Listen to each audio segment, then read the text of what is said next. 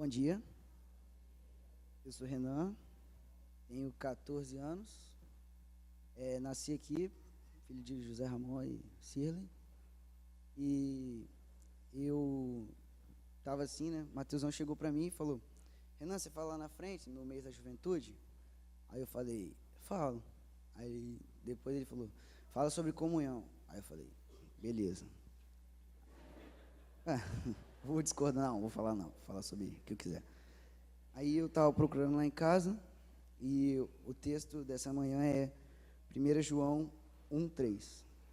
O que temos visto e ouvido, anunciamos também a vós outros, para que vós igualmente mantenhais comunhão conosco. Ora, a nossa comunhão é com o Pai, com seu Filho, Jesus Cristo. Amém? Eu estava lá, né, em casa, pesquisando os negócios lá sobre comunhão, aí eu vi que a comunhão, ela existe porque, assim, ela existe, é necessária. Todo ser humano, todo mundo se sente mal fora de comunhão. Sei lá, fica sozinho, deprimido, quando não tem amigo, né? Você chega, tipo aquele clima de primeiro dia de aula, né? Você chega assim, pá, se senta, opa, bom dia. Aí você sai, acabou a aula. Aí, isso, sei lá, magoa, dói, né? E os seres humanos, eles precisam estar em comunhão, mesmo sendo diferentes. Os seres humanos são muito diferentes, tanto no fisicamente, quanto mentalmente. E mesmo assim, mesmo sendo tão distintos uns dos outros, eles precisam estar em comunhão. Aí, pô, o que é comunhão? Aí eu fui pesquisar no dicionário o que é comunhão. Estava lá, o ato de comungar. Aí, pô, obrigado, valeu, ajudou muito. Mas aí depois eu estava pesquisando lá, fui ler a Bíblia e vi que comunhão é fraternidade, à luz da Bíblia, claro. Fraternidade, generosidade e é sempre estar lado a lado um dos outros. E a comunhão é algo fundamental, porque ela sempre ajuda os irmãos quando eles estão em momentos difíceis. E a comunhão, ela deve sempre existir, independente da diferença. A gente pode ser tudo diferente um do outro, uns mais bonitos, outros mais feios, mais gordo, mas ela deve sempre estar presente ali, porque senão uma pessoa ou outra vai sair isolada e não é isso que Deus quer.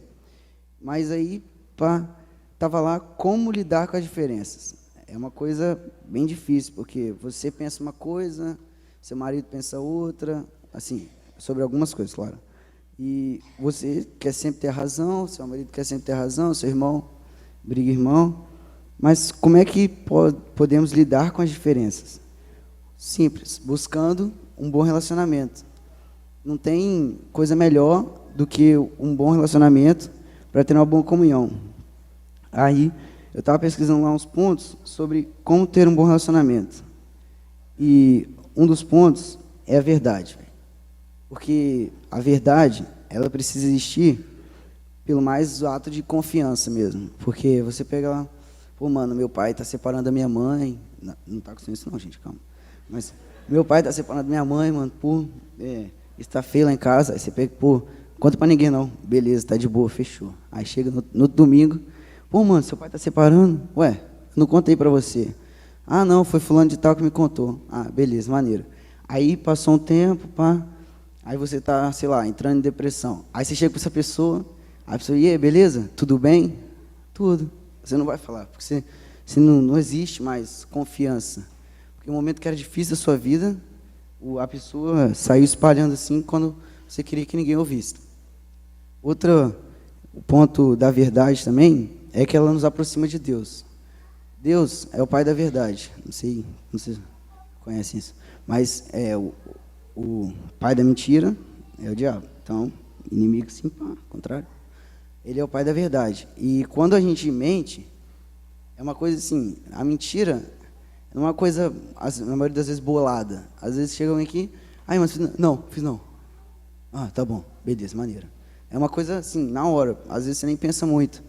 Mas ela nos afasta de Deus e não é o que nós queremos. Outro ponto também é a humildade. Romanos 12:16. Sede unânimes entre vós, Não ambicioneis coisas altas, mas acomodai-vos aos humildes, não sejais sábios em vós mesmos. A humildade é top da parada, assim, porque às vezes a gente é ser humano, né? Aí a gente não acerta sempre.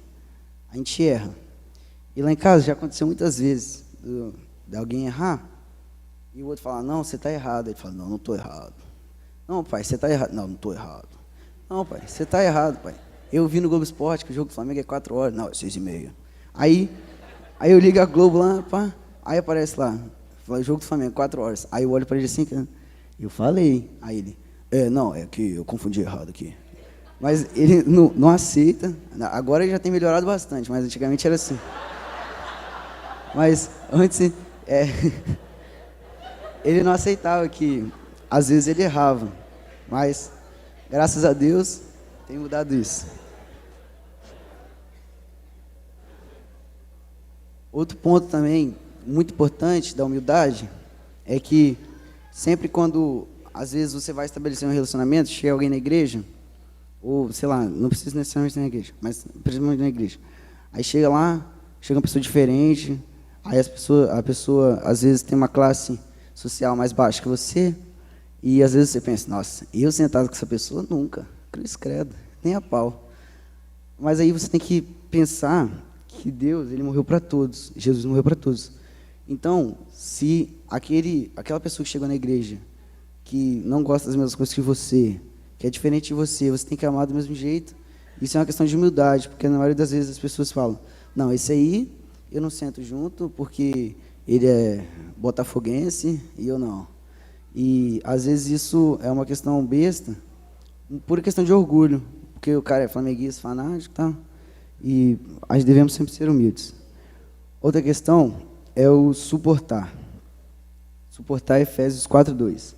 Com toda a humildade e mansidão, com longanimidade, suportando uns aos outros em amor. O que é suportar? Esse suportar aqui não é naquele sentido de aguentar. Eu não te suporto. Aguentar. É no sentido de alicerce, de... Como é que é mesmo?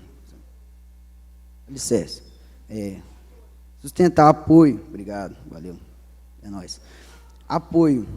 E quando uma pessoa está em um momento triste ou num momento ruim na vida dela, é a questão que eu falei do início, a verdade. Quando a pessoa chega para falar com você, pô, brother, tô mal lá em casa, pô, cheguei, vamos orar. Aí ora, pá, conversa, fala da Bíblia, fala para ler a Bíblia, para orar também. O apoio, ele é muito importante, porque a pessoa se sente confortável, sabe? Nossa, alguém me ama ainda, né? Não estou sozinho. E sempre quando a gente vê alguém em situação difícil, precisamos do apoio. É igual o Daniel. Cadê Daniel? Daniel.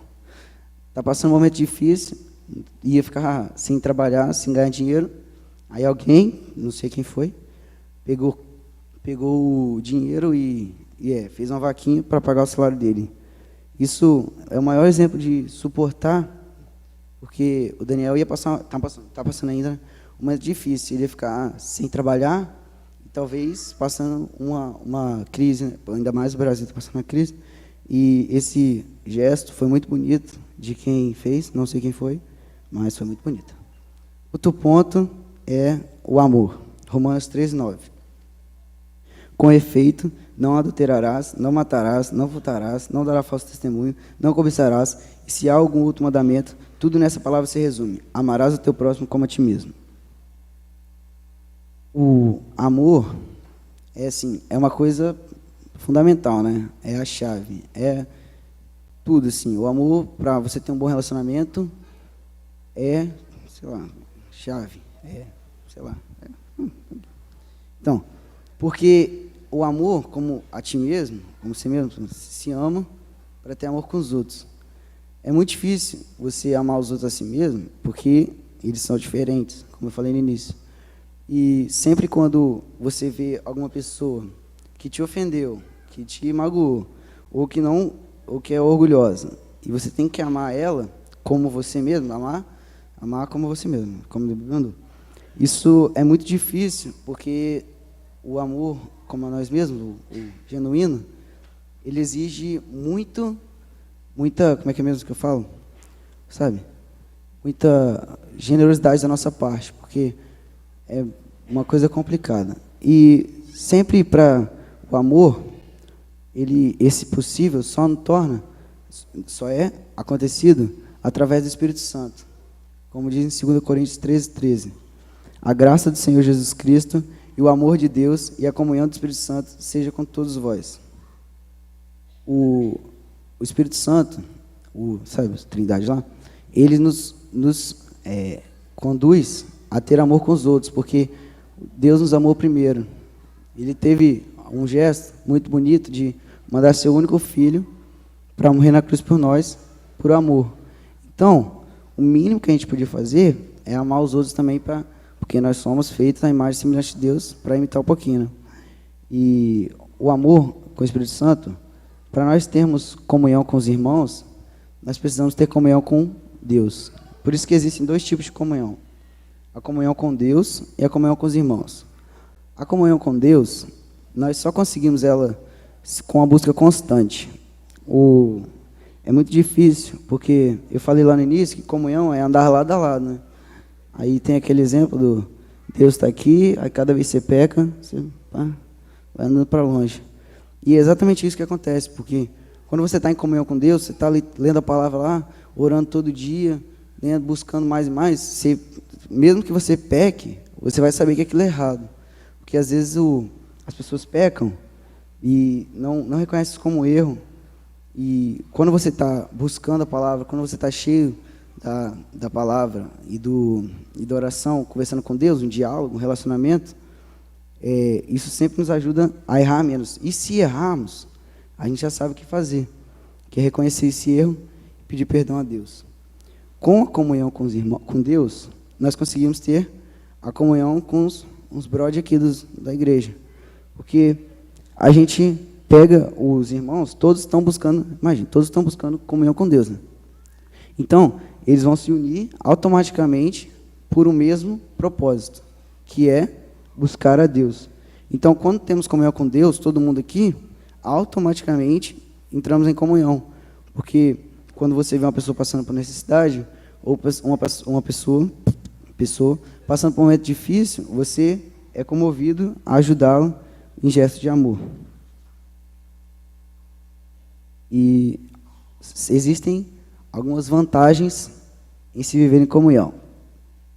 Poder sempre contar com quem na alegria e na tristeza. Com alguém na alegria e na tristeza. Romanos 12:15, que diz: alegrai-vos com que se alegram e chorais com que choram. É aquilo, se você está passando necessidade, quando você está em comunhão, quando você está sozinho, você não tem com quem contar, né? Você vai falar, o cara vai, caguei, não está nem aí. Mas quando você está em comunhão, quando você tem uns amigos lá, e você fala, pô, mano, tô passando necessidade, tô com um momento difícil na minha família, o cara vai te suportar em amor. Por quê? Porque ele está em comunhão. Então, sempre quando a gente está em comunhão, a gente pode contar com alguém na alegria e na tristeza. A gente pode sempre viver agradavelmente. Salmo 133:1. Ó quão bom e quão suave é que os irmãos vivam em união. Essa parte é muito interessante, porque é igual o primeiro dia de aula que eu falei, né? Não tem, sabe, tá um clima tenso assim, né?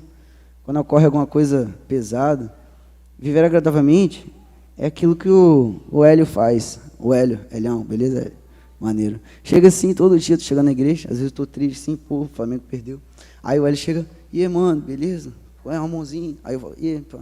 Isso alegra o dia. Isso é muito bom, velho, porque ele pega e, sabe, te dá jogar para cima assim, que é muito gostoso isso. Não sei ele já fez quantas vezes, mas já fez comigo todo dia da igreja que eu chego. E isso é viver agradavelmente. Tem uma alegria no ar, sabe? Uma alegria assim que não dá para entender quem não é da igreja.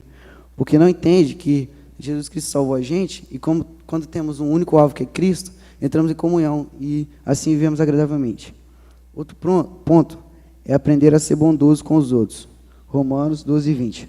Portanto, se teu inimigo tiver fome, dá-lhe de comer. Se tiver sede, dá-lhe de beber. Porque fazendo isso, amontoarás brasas de fogo sobre sua cabeça. Exatamente o que o Hélio faz. É muito top o exemplo do Hélio. Porque ele aprende a ser bondoso com quem ele nem conhece. Eu não conhecia o Hélio antes dele fazer isso. Eu não sabia quem era. Aí, com o tempo, ele foi fazendo isso. Ele conhecia só meu pai, mas eu não conhecia ele, não. Aí, ele foi fazendo isso. Aí, eu fui, pô, esse cara é legal, né? Esse cara é gente boa. Aí, eu fui procurando conversar mais com o Hélio. E hoje eu sou amigão do Hélio. Tá aqui, ó. Aqui, ó, tá aqui. É nóis. Então, sempre quando nós somos bondosos com os outros, a bondade ela volta para a gente, porque não é aquele negócio de karma, não sei se aquilo existe, não, mas eu não estou falando isso, não. Estou falando que automaticamente a pessoa se sente, ela se sente um pouco culpada, porque mesmo com o Hélio, você acha que ele não passa, o Hélio, ele às vezes ele passa provação, às vezes ele passa aperto financeiro, eu não sei, mas às vezes ele pode passar dificuldade também, só que, mesmo assim, ele tem um sorriso gigante no rosto. Aqui, ó, muito sensacional, é fantástico. E quando a gente é bondoso com os outros, sabe, dá uma sensação de, pô, trabalho cumprido, maneiro. Missão dada é missão cumprida. Porque a bondade é o de Deus, véio. Não tem, o ser humano por si só, ele é mau. Quando alguém faz alguma coisa com você, pô, quero enforcar esse cara, maldito. Mas não, quando a gente é bondoso com os outros, isso mostra diferença também. Às vezes você está lá na escola, aí o cara vem, peteleco na orelha. Peteleco na orelha. Peteleco na orelha. Aí você vem e fala, mano, Deus te abençoe. Seu amigo do lado vai fazer o quê? Você é doido? O cara está te dando peteleco na orelha aí, pelo menos dá um gritão com ele, para ele parar. Mas não, a bondade, ela difere isso. Ela difere a gente do mundo. Para a gente dizer que é cristão, pelo menos bondoso. Porque a diferença entre o mundo não é alarmante assim também, porque existem pessoas lá fora bons também, boas. Mas ela, pelo menos, distancia um pouco das pessoas não crentes. E outra vantagem de vir em comunhão é o trabalho de indivíduo é completo por outro. Efésios 4, 11 a 13. E ele mesmo deu uns para os apóstolos, e outros para os profetas, e outros para evangelistas, e outros para pastores e doutores, querendo o aperfeiçoamento dos santos, para a obra do ministério, para a edificação do corpo de Cristo, até que todos chegamos à unidade da fé e ao conhecimento do Filho de Deus, ao homem perfeito, à medida da estrutura completa de Cristo. Assim, a igreja é assim, é um corpo, né? Já fez essa ilusão? Aí Deus é o cabeça, assim, ele manda em tudo, né? Que é o cérebro. E quando, às vezes, uma mão, estou fazendo ilusão, gente, uma mão está fraca, a outra vem e ajuda. Quando um dedão do pé está machucado, vem a outra mão e enfaixa. É isso, quando um ministério na igreja está fraco, sei lá, está alguma coisa assim, é você vir, em vez de ficar reclamando, falando, nossa senhora, cruz credo, esse ministério aí está horrível, cruz credo. Você vir lá, pô, posso ajudar em alguma coisa? Eu sei fazer tal coisa, posso? Isso é exatamente o que eu vejo muito não na Igreja Batista da Glória, mas em todas as igrejas, que alguns irmãos, eles ficam sentados no banco, participam de um ministério ou dois, e quando vem alguma coisa errada, eles não olham assim, eles podem até olhar que está errado e não fazer nada, eles podem, mas além de fazer isso, ainda reclama, sai reclamando para todo mundo. Nossa, cruz credo, esse cara da guitarra aqui toca nada, meu Deus do céu. Sabe nem fazer um mi. Mas não, velho, se você sabe tocar guitarra, chega para ele aí, mano, quer que eu te ajude, quer que eu te ensine, quer que eu toque também, estou disposto a tocar, Léo, se você quiser. E o trabalho do indivíduo é completo por outro irmão é uma coisa que nos ajuda a manter a igreja como o todo. Porque se uma parte da igreja está ruim e a outra está muito boa, vai existir quando precisar dessa parte que está ruim, vai dar errado, porque essa parte não está preparada para exercer o trabalho. Então, quando uma parte está boa e a outra está ruim, procurar ajudar essa parte para que chegamos todos no patamar que ele possa subindo cada vez mais. E a comunhão, ela deve ter um propósito. A comunhão dos irmãos, ela deve ter um propósito, que é Cristo. Como eu falei antes, todos devemos buscar a comunhão com Cristo. E quando deixamos de buscar essa comunhão, quando, sabe, estou cansado, estou sem tempo. Então, quando nós fazemos isso, ela vai diminuindo cada vez mais a comunhão entre os irmãos, vai tornando só uma coisa ocasional, chega casual. Opa, bom dia, tá? E senta e passa. Porque quando nós temos um único propósito, que é Jesus Cristo, que nos salvou, nós temos, sabe, um motivacional, nós temos um alvo, para quem estiver desviando, você viu o alvo. Porque quando Jesus ele veio morrer por nós, ele tinha um propósito, que era salvar a humanidade. Então, para retribuir isso, eu acho que o mínimo que nós poderíamos fazer é ter um propósito que é Cristo, como está escrito em 1 Coríntios 10:10. Rogo-vos, porém, irmãos, pelo nome do nosso Senhor Jesus, que digais todos a mesma coisa, e que não haja entre vós dissensões. Antes sejais unidos em um mesmo pensamento e um mesmo parecer. E esse parecer e esse pensamento deve ser Jesus Cristo. Porque sem ele é o cabeça, né? Sem ele nada vai acontecer. Véio. Se você cortar a cabeça de um ser humano, tchau, acabou, morreu. Vai comer grão pela raiz. E se nós deixarmos de lado Cristo, assim, cortar a cabeça, é um exemplo, uma alusão, se a gente deixar de lado Cristo, tudo vai abaixo. Véio. Se a gente começar a se preocupar com diversão, sei lá, com transmitir essa palavra para muitos e esquecer de Cristo, tudo bem que transmitir essa multimídia aí é massa, mas se preocuparmos mais com isso do que em transmitir a palavra, em exercer Deus aqui na terra, ter um bom testemunho, isso acaba sendo prejudicial e a igreja vai acabar. Vamos orar. Senhor Deus, nosso Pai, muito obrigado pelo dia de hoje, Senhor. Obrigado, Senhor, que me concedeu a oportunidade de estar falando aqui. E obrigado porque o Senhor tem nos dado essa manhã tão linda. Que tem nos guardando a volta para casa, Senhor, agora. Amém.